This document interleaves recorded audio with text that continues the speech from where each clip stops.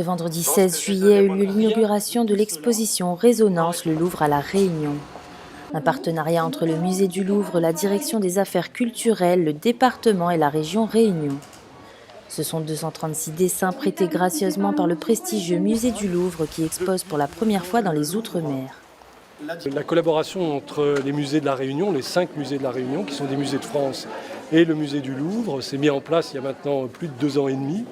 Et le but était de pouvoir montrer aux visiteurs de la Réunion comment finalement les collections du musée de la Réunion pouvaient entrer en résonance avec les collections du musée du Louvre.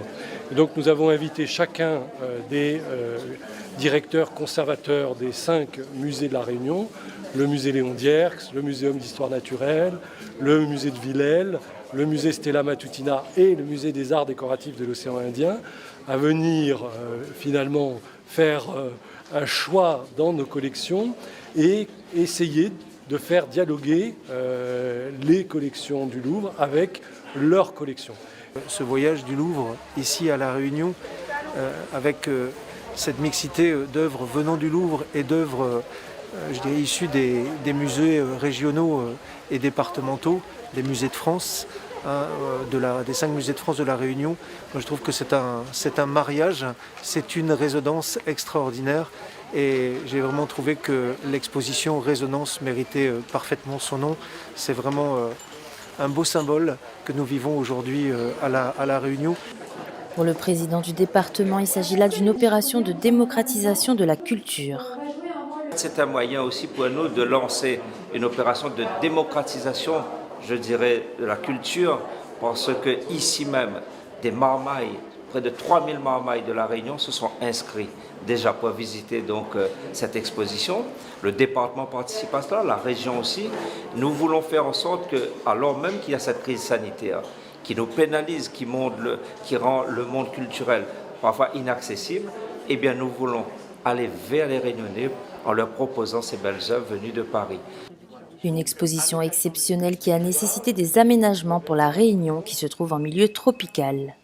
Il a fallu évidemment gérer au plus près les conditions d'hygrométrie, les conditions de luminosité dans les musées. Nous avons fait suivant les normes qui sont celles des règles de l'art, en lien étroit avec le musée du Louvre.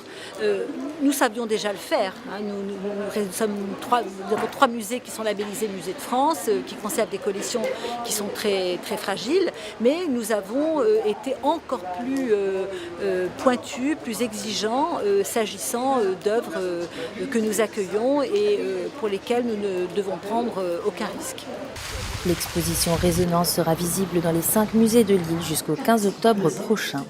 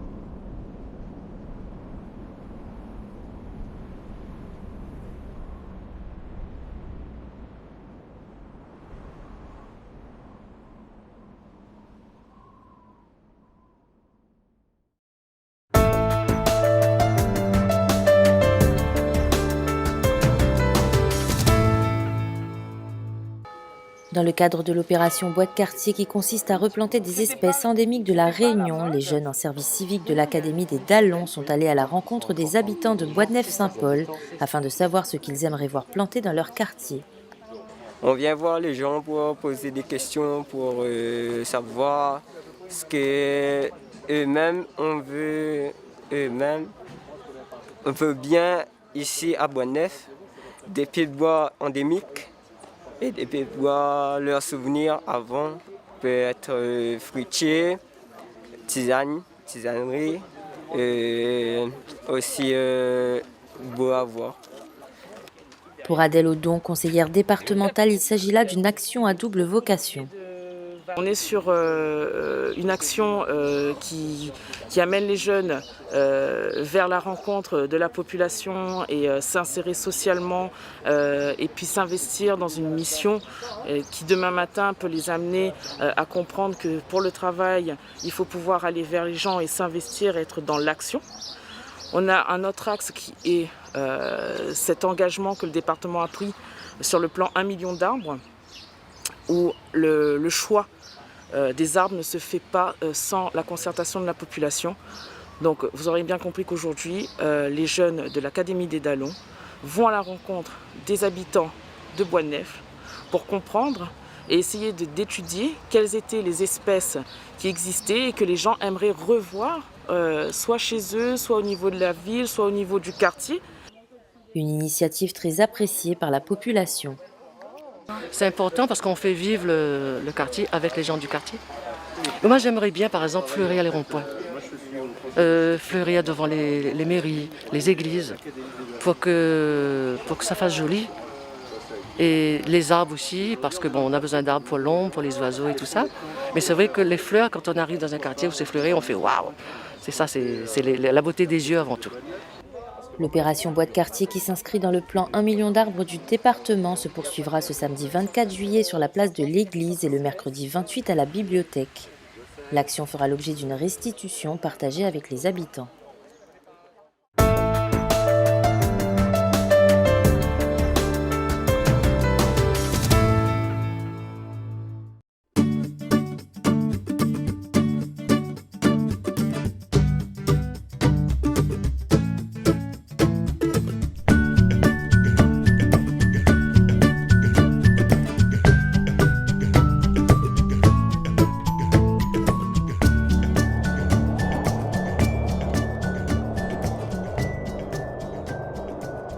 Le plantain est une herbe sauvage, originaire d'Europe, et qui se retrouve aujourd'hui aux 4 coins du monde. À La Réunion, il existe le gros plantain, reconnaissable par ses larges feuilles, et le petit plantain, au feuillage plus allongé. Le plantain. À La Réunion, on a 2 qualités plantain. On a le gros plantain, qu'on trouve plutôt dans les bas, aussi comme là dans les hauts, parce que le monde a semé, ou bien les oiseaux l'apportent le grain. Il nous reconnaît à lui parce que le feuille est plus large par rapport aux petits plantains que nous trouvons dans les hauts, dans le carogéranium ou dans le carocane. Donc ça là, le gros plantain, on appelle ça plantain major. Il vient peut-être d'Europe ou là-bas, dans le pays d'Afrique. Le monde amène ça au début quand on arrive à La Réunion, il a propagé. Il propage facilement parce que là tu regardes bien là, il sort des petits balais de graines comme ça, et là-dedans on a des milliers de petites graines qui tomatées. S'il a tombé un coin où c'est que notre lot, là moi pour semer là. Hein. On revient là dans 3 mois, le plantain est en carreau. Donc dans les pots, là, on a mis 5 plantains comme ça. Et vite fait, on a un carreau plantain. Pourquoi ça, tout le monde utilise Ali? Que ce soit le petit plantain oreilles lapin, on appelle ça. Plantain oreilles lapin parce qu'il ressemble à des oreilles lapin, vraiment. Ou bien le gros plantain, plantago major, plantain major, les feuilles les larges. Tout le monde y connaît ça à La Réunion dans l'utilisation pour problème de yeux quand on a conjonctivite ou bien qu'on a mal aux yeux. Donc le plantain est facile à utiliser, facile à trouver un peu partout où c'est qu'il n'y a pas trop encore exterminali à coup de désherbant.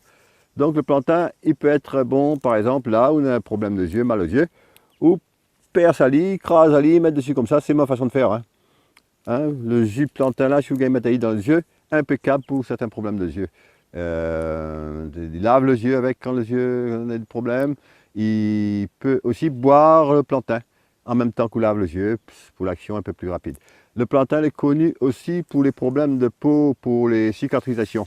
Donc on fait pique à aucun insecte, par exemple, on prend plantain, on le crase dessus, l'efficace. Ou la blessé, ou prend plantain, ou mixe à lit, ou fait une petite pâte de plantain, ou met dessus, il aide à pour cicatriser.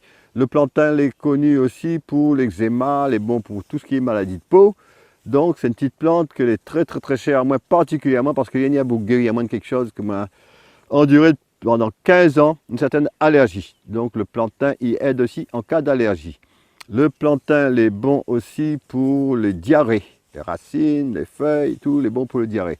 Le plantain il est bon aussi, il fait arrêter les diarrhées et en même temps les grains de plantain, quand le monde est constipé, vous mettez tremper les graines, les gonfler ou avoir la lit. Et là, après il faut voir la dose, ça peut avoir une tonne de graines de plantain, mais un petit peu de graines de plantain, cuillère à café de graines de plantain dans un verre d'eau, laissez un peu dedans, et les gonfle, donc il y a d'eau pour bien aller là où il faut. Donc tout est bon dans le plantain.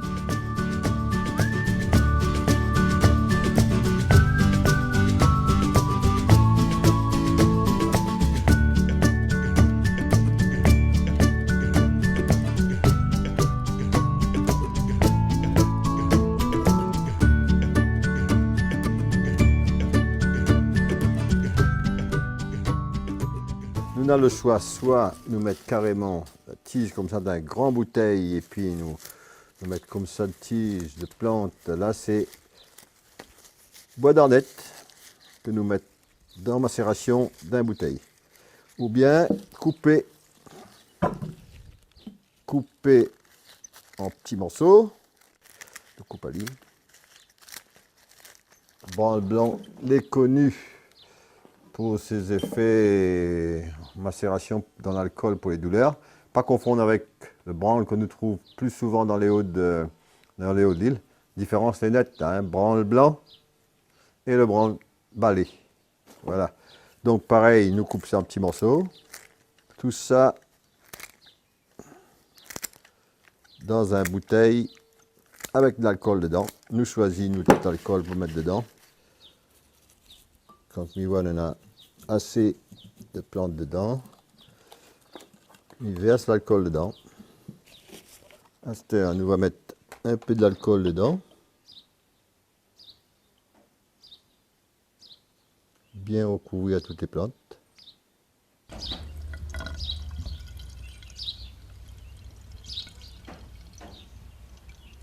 Après, boucher, laisse aller côté d'un coin où c'est qui fait chaud, ça au soleil, et puis nous retourne à lit tous les jours un petit peu pendant 15 jours.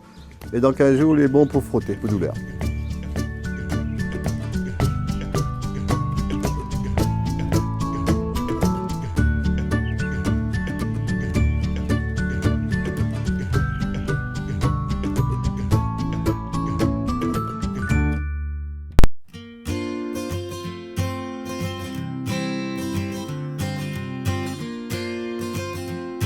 Vous êtes dans la forêt de Montverléau, donc sur la commune de Saint-Pierre, pour vous présenter une opération de restauration écologique pilote donc, sur cet espace naturel sensible du département.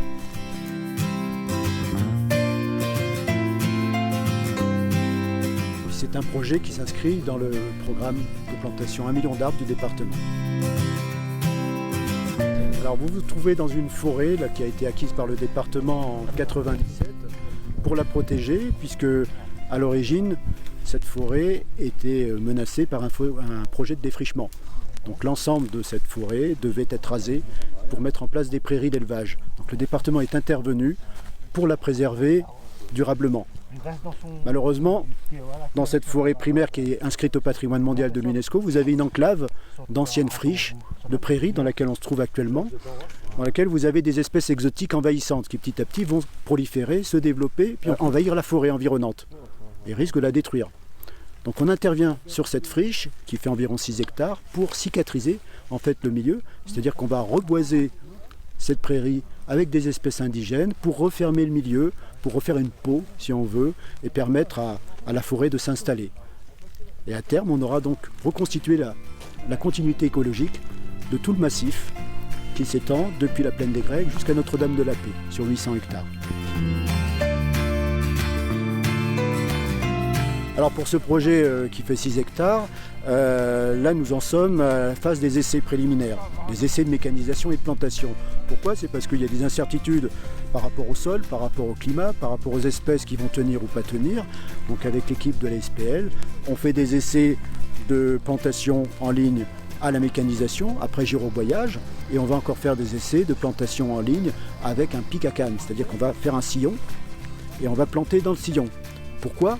Parce que lorsqu'on plante un arbre qui coûte 10 €, il faut dépenser 40 € à 50 € pour en assurer l'entretien. Sinon les espèces invasives vont se développer, puis finalement vont finir par étouffer l'arbre et le tuer. Mais cet entretien coûte très cher. Donc l'essai consiste notamment à faire des essais de mécanisation pour limiter les coûts.